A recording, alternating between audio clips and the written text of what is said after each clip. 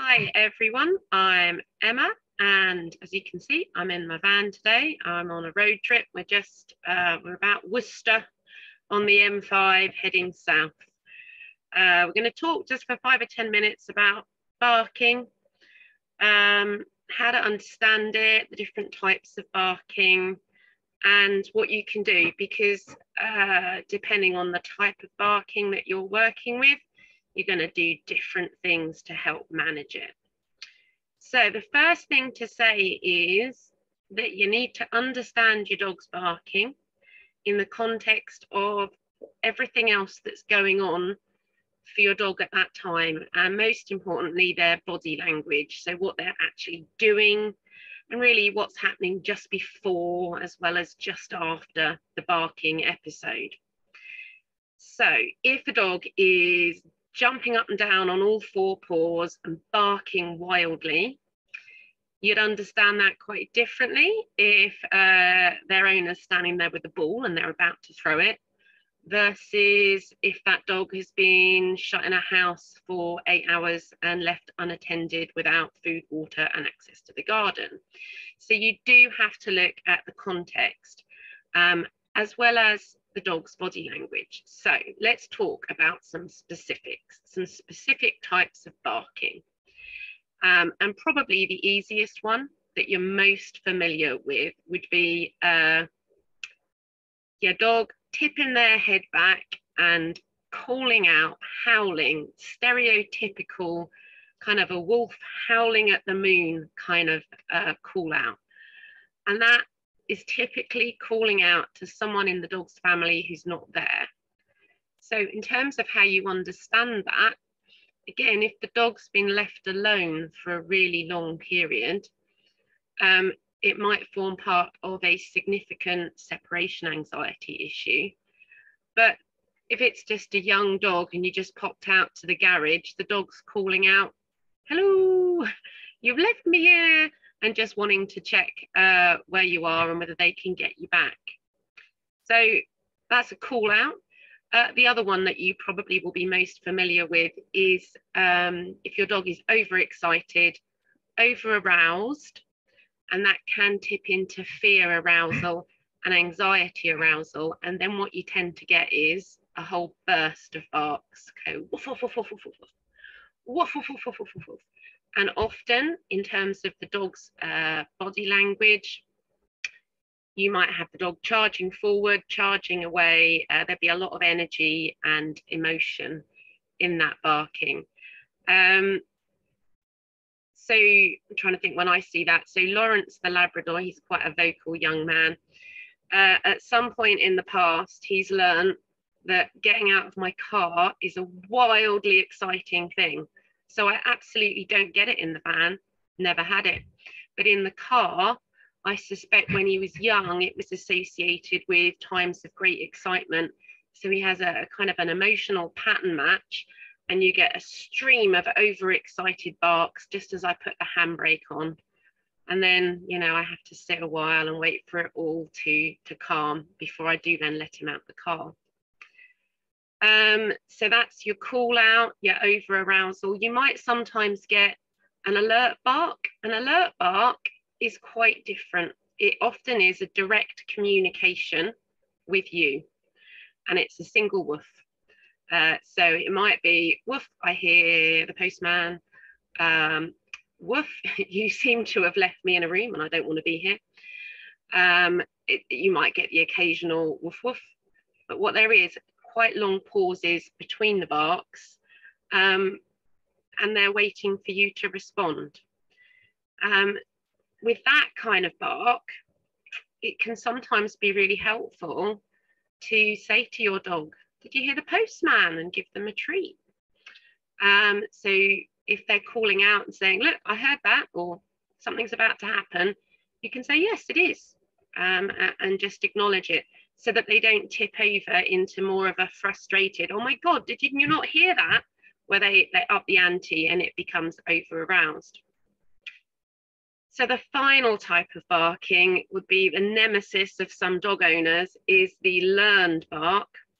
And here we have to acknowledge that you don't just get one, you can get all different things happening at the same time. And learned barking can overlay all of the other sorts of barking.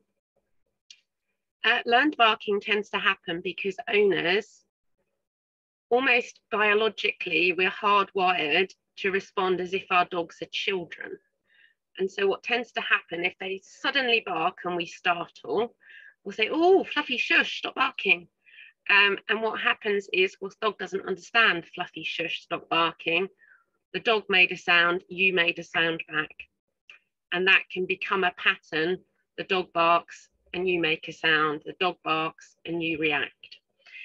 So learned barking tends to have a slightly different feel, and you might get a woof, wait. And while they wait, they're looking at you and there's an expectation. Woof, wait. Woof, woof, wait. And if they're in their crate, that might have started as a, oh, you seem to have shut me in my crate. And then it turns into, well, I know if I bark long enough, you're going to let me out. So woof, wait. So all different sorts of barking.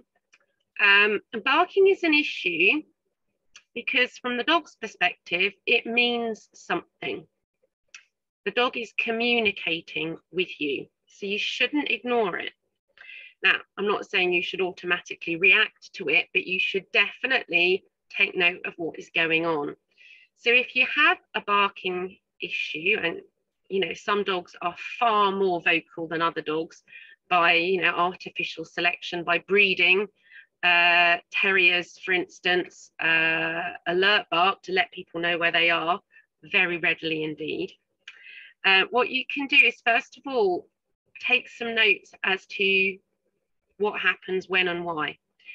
So I'd suggest, if you've got a real barking issue, keep a journal for a week. And for 1 week, write down what, where, when, why, every day, every time you go out, every time there's an episode of barking. And, try and, if you can, talk about the sort of barking that you experienced. Was it lots of bursts of woof, woof, woof, woof, woof, and the dog charging around? Or was it the dog sitting and just doing the odd bark? Were they pacing? What was happening at the time? What was the body language of the dog? So that's intervention number one. The second thing is, if you think you've got 2 or 3 different types of barking, try and take a little video of each of them.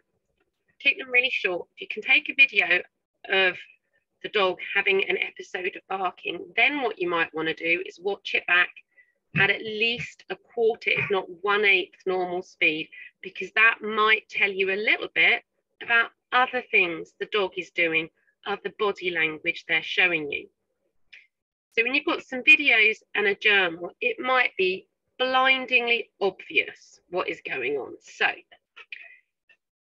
armed with that information, you might straight away put in some management strategies. If your dog only ever barks when they go out of the front door, then going out of the back door might solve your problem. If they only ever bark when Aunt Betty comes round with her dog, maybe you go to Aunt Betty's for a bit and leave the dog at home. Simple things to help manage it. However, once you've got your journal and your videos, if you really look at what's going on and you feel like there's a lot, then get some help. Because by getting those 2 bits of data, information, you're in a prime position to get some really effective help. So you can just drop me a message and we can arrange to chat. Now, the aim of that chat is twofold. One might be to give you some management strategies to help manage your dog's level of arousal, to help them relearn some emotional responses. I mentioned Lawrence, my Labrador, and the fact he does bark sometimes when I park the car. Do you know, there would be ways of managing that. I mainly drive the van, so it really isn't an issue for me. But sometimes managing your dog's emotional pattern match is important, because we don't want them getting in a wildly over-aroused state every time they see a dog, a person and a bike. So there might be some things we need to put in place there. So managing barking is most often about managing the dog's experience, but it can sometimes be about training.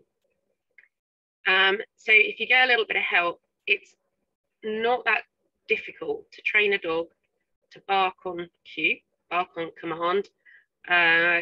My dogs, you might have seen, have this hand signal, and I say woof, and they do. They both got Kongs at the moment, so that didn't get any response. And of course, once you've got a dog who can bark on cue, they have more conscious awareness of their behaviour. It's like teaching a dog to go to a wee when you ask them to.